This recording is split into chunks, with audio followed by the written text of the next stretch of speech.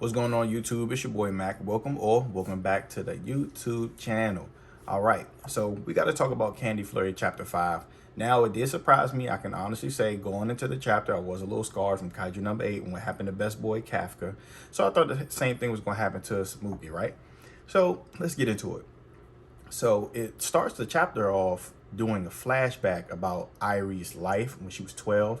And, remember she mentioned in the last chapter about burning the flowers and things like that. If she got hurt, she had mismatched socks she was wearing. It seemed like she always wear mismatched socks, but I believe there's a reason to that. So what she did was she was on her way to school and then she went back home. So her mom's like, okay, welcome back. Is something wrong? She said, I put on mismatched socks, so I came back to change. So her mom looks like she was more like frustrated that she came back home. And then instantly she was like, you're so amazing, and started praising her, right? And hugging on her. So she was smiling. So then the mom said to the father, hey, honey, did you hear what Toka did? Toka is Irie, right? So he's like, oh, you put on mismatched socks at 12-year-olds. Isn't that just super adorable, right? So then they both just like praising her, like heavy praise for her doing something like as simple as putting on mismatched socks and coming back home to change them, right? So after that, they say, mom's like, you be all right being that cute? Can you get to school? She's like, yeah, I'm going to go. And then in her thought, she's like, I never thought of it as a special place. No one is grateful for such ordinary things, right? So it shows the next panel that it goes into where she turns the whole room into ice cream. So as she's peeking through the door, spying on her parents, said, how did Toka get a toy candy? And it says she said someone gave her cream puffs and that's when she got it. So see, now we got the person's first name. The person's first name is Cindy. So it's Cindy Toy, which is important because first name of Cindy might be an indicator that the original creator is a woman. So it says Cindy, and it's spelled Cyndy. So Cindy Toy was ordered to cease operations, and those responsible will be prosecuted. It was like a news report. Say the crimes committed by the candy patients have no end in sight, and then there's just like people protesting, talking about jail law, the candy patients and stuff like that. And then it shifts into a very important part of the chapter where the mom say, if everyone would just talk to you, then they would know what a great kid you are. So then you shift to the next panel where it says, essentially she's being sent off to live with her grandfather, and they say they don't mind. And right before they was about to leave, she was like, they haven't patted her head yet, because I guess that's the thing that they do. So then they was like, Sai, you'll be in middle school next year, you still want to pat on the head? You such a sweet kid. And they praise her some more before she get in the car and they drive off. So then she asked her grandfather, when this April was coming. He was like, they gonna come back right away. When can you go back? Real soon. And okay. And then she was like, at that point, I would never use that road again to go back home, which is the same bridge that she confronted them on in the first place when she drove them across, right? So next thing she say, it go back to the panel where she blocked the ice cream. She like, I finally found you. And then Masaki like, I told you not to use it. And then, they arguing and things like that. And she was like, yeah, we got to use my candy to get out of here anyway. She's like, you really think you can escape? You underestimate. Ooh. So then she's trying to evade him, right? So Mugi uses the base of the lollipop, like the stick, and stands on it and extends it out to shoot up.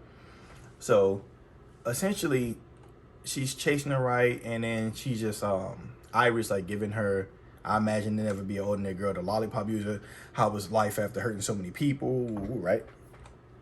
Chasing. So then Masaki's like, okay, we gotta get outside because her the cold is insulated in the buildings. It seems like the next time she just teleports. She got her hand on his face. Is a 1-star agent trying to fight me without a confito when that's like the forks and the spoons? Froze that man whole upper body in ice cream. Froze her upper body in ice cream. So then, she questioned herself. What was I thinking? There's no way I can join the reset and find a real culprit. Masaki's sense of justice had me thinking I'd become a reset agent, but in my life was more important than all that, right? So she asked to say something. She said, can I say one thing? I was like, look, you got it all backwards. If you want someone to listen, then tell the people at the headquarters. Like, I ain't here for that. But then instantly, like I told you before, that important piece of information with the mom, if everyone would just talk to you, then they know what a great kid you are. Because of that, she said, but I'll hear you out. So Ira was like, all right, I'll hear you out just because of the memory that I thought about my mom. So then Tsumugi say, Masaki has nothing to do with this. We only met a day or two ago. We didn't know each other before. And you see Airi's face looking like surprised. So then, and then she, Masaki's like, they showing thoughts. Like, even though he's just a stranger who found out my secret, he trusted me. That made me so happy. And things like that. She said, please spare him. I would say, okay, then I'll only kill you. And then Tsumugi say, honestly, I want to live. So then I was like, so did all the victims. And then you see this whole ice sculpture she got behind her. I'm like, yeah, she about to spike her with that jump. And she tapped on the nose, said, just kidding. What? She said, you so weak. She said, from what I can tell, Iris says, from what I can tell, there was no way you was responsible for all that at your level. All right? Then she snaps her fingers, unfreezes out the ice cream, Saki, right? But she said, but I can't just let you go either. So if you consent to being monitored by me, then I won't say nothing. So then she was like, you got two choices. Either your identity goes public and you live a life on the run, or you join the reset and you help me. So which one is it? And at that point, you already know. She already said she wanted to join the reset. You already know. Now she got the opportunity to join the reset. She gonna do it. So says she's gonna join the reset, use her lollipop to be the real culprit down. So then she was like, good.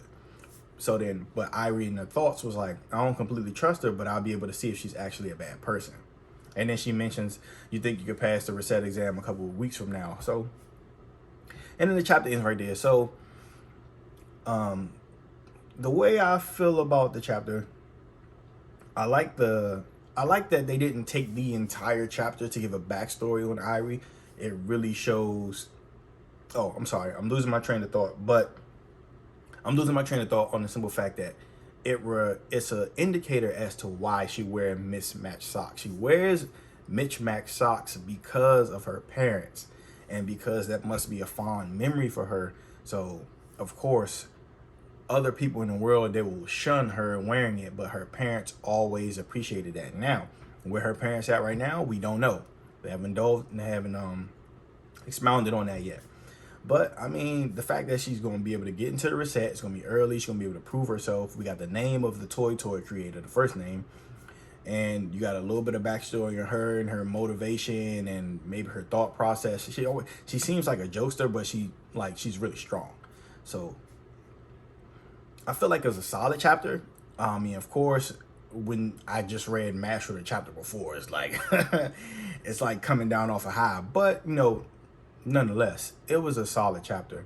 We got several different points that we can really build a foundation on, you know, being that it's only chapter 5. And essentially with that, that's all I got for this video.